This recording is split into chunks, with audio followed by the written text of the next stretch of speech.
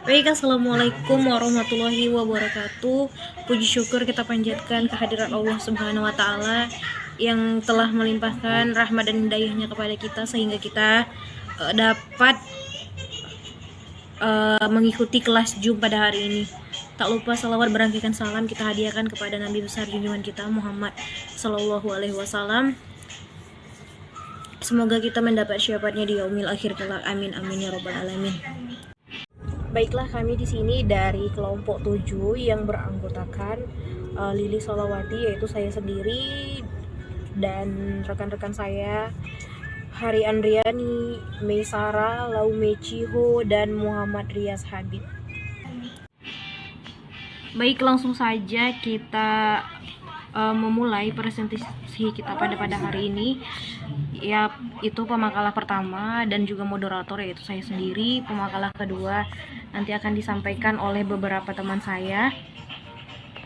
Baik, langsung saja kita memasuki materi pertama, yaitu tentang keterkaitan antara penjualan dengan piutang representatif sampel.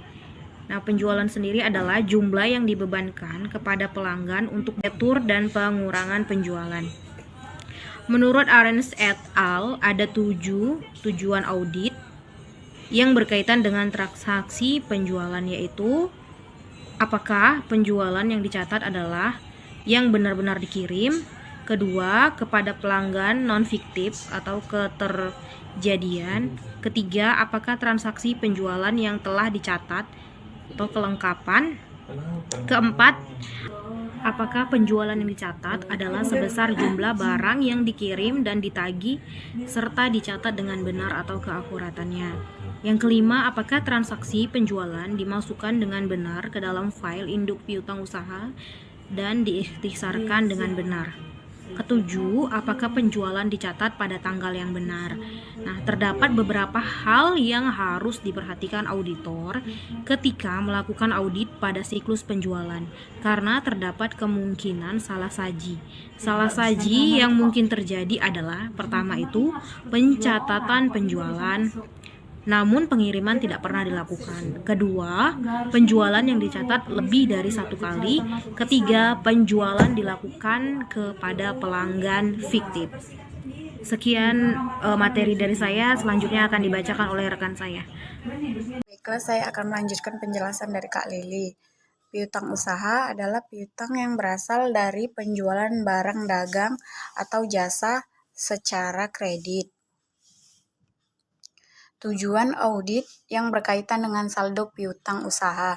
Yang A, ada piutang usaha rangka neraca saldo sama dengan file induk terkait dan totalnya telah ditambah dengan benar serta sama dengan buku besar umum. Yang B, keberadaan. Yang C, kelengkapan. D, keakuratan. Yang E, klasifikasi. Yang H, pisah batas. G, nilai realisasi. Yang H, klien memiliki hak atas piutang usaha. Menyelesaikan pengujian dalam siklus penjualan dan penagihan piutang usaha. Yang pertama, ada metodologi untuk merancang pengujian atas rincian saldo. Yang A mengidentifikasi resiko bisnis klien yang mempengaruhi piutang usaha. Yang B, menetapkan salah satu yang telah ditoleransi dan menilai resiko imberan. Yang C, menilai resiko pengendalian untuk siklus penjualan dan penagihan. Aspek utama yang harus diperhatikan oleh auditor dalam pengendalian internal. Yang pertama, ada pengendalian yang mencegah atau mengidentifikasi penggelapan. Yang kedua, pengendalian terhadap pisah batas. Yang ketiga, ada pengendalian yang terkait dengan penyisihan piutang tak tertagih.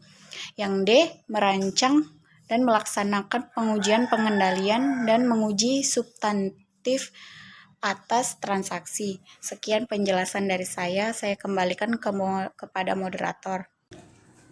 Selanjutnya yang kedua ada konfirmasi piutang usaha. Tujuan utama konfirmasi piutang usaha adalah memenuhi tujuan eksistensi, keakuratan, serta batas visa. Adapun yang pertama itu ada konfirmasi positif dan yang kedua itu ada konfirmasi negatif. Selanjutnya ada statistical dan non-statistical sampling. Nah, perlu dikenali perbedaan antara simple statis dan non-statik. Metode sampling dapat dibagi ke dalam kedua kategori tersebut. Keduanya mirip dalam hal bahwa keduanya melalui 3 fase. Yang pertama merencanakan pengambilan sampel, yang kedua memilih sampel dan melakukan pengujian, dan yang ketiga mengevaluasi hasil. Adapun statistical sampling adalah auditor akan dapat mengukur risiko sampling pada saat merencanakan pengambilan sampel karena dilakukan perhitungan matematis juga pada saat melakukan evaluasi. Sedangkan non-statistical sampling adalah dalam pemilihan sampel cara ini auditor tidak melakukan perhitungan, melainkan hanya berdasarkan pada keyakinan bahwa sampel yang dipilih akan memberikan informasi yang paling bermanfaat dengan mempertimbangkan keadaan serta mengambil kesimpulan berdasarkan pertimbangan proporsional auditor. Karena itu, non-statistical sampling seringkali diistilahkan dengan judgmental sampling. Selanjutnya, sampling distributor. Sampling distributor adalah distributor pengukuran statistik seperti rata-rata, standar deviasi, proporsi yang muncul akibat dari penggunaan sampel. Ketika akan mengambil sampel data, akan menghasilkan hasil, terdapat berbagai perbedaan perhitungan dari sampel ke sampel lainnya. Perbedaan hasil ini akan membuat perbedaan dalam pengukuran dan pendapatan distributor sampling. Ada 4 poin penting. Yang pertama, populasi merupakan seluruh hal yang ingin diperiksa. Yang kedua, statistik merupakan teknik yang dapat digunakan untuk memperkirakan populasi. Yang ketiga, sampel merupakan data yang kita miliki tentang populasi. Yang keempat, distributor sampel merupakan metode yang digunakan untuk menghasilkan nilai yang mampu menggambarkan kondisi populasi melalui proses statistik. Ada 2 hal mengapa mengetahui distributor sampling merupakan sesuatu hal yang penting. Yang pertama, membantu untuk menggunakan sampel secara efektif dan efisien. Yang kedua, teknologi informasi membantu menggunakan analisis dan pengukuran yang tepat dalam menghasilkan parameter populasi. Assalamualaikum warahmatullahi wabarakatuh. Di sini saya Muhammad Riaz Habib ingin menjelaskan dan melanjutkan persentase kami ini. Rata-rata distribusi sampling. Secara umum, rata-rata populasi dan semua sampel yang memungkinkan adalah sama, tapi kita harus menunjukkannya secara berbeda. Untuk memahami rata-rata, saya sarankan Anda membaca artikel mean, median, dan modus. Hubungan standar deviasi, standar error, dan ukuran sampel. Dalam pendugaan parameter melalui statistik, tentu saja terdapat kemungkinan terjadinya kesalahan. Sekarang berdasarkan formula kita melihat bahwa semakin banyak jumlah sampel, nilai standar error semakin kecil. Ini berarti memiliki lebih banyak data membuat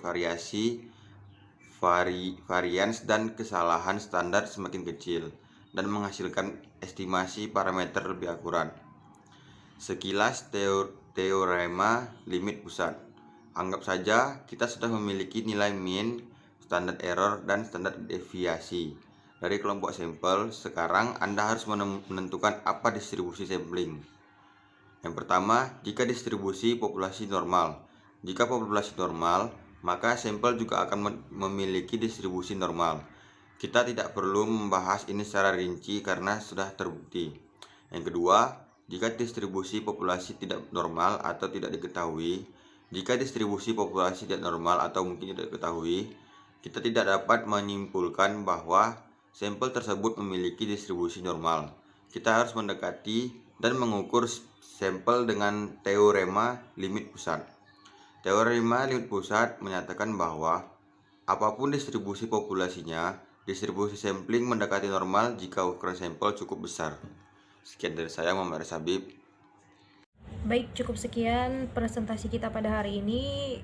Kami kelompok 7 mohon undur diri. Kami akhiri dengan wabillahi taufiq wal hidayah. Wassalamualaikum warahmatullahi wabarakatuh.